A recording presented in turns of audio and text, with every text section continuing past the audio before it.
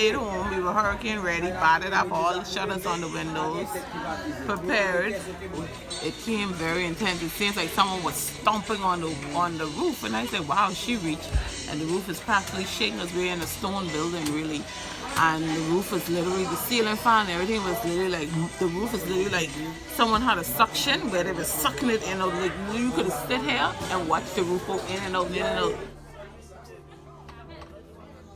We survived by the skin of our teeth because we was in a little bunker, and that's the only thing that saved us. That's it. It's very unsafe.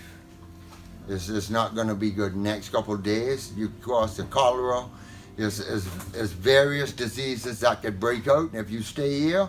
And then our people walking through all of this and toting it back home, they don't realize what they do, and they making themselves sick by staying here. I recommend that everybody evacuate this island, for sure. No one stays. For sure, America or the Queen, somebody's got to step in and get everybody off this island. You got to do something. You got to. You cannot stay here and under these conditions. You can't. It's unhealthy right off the bat.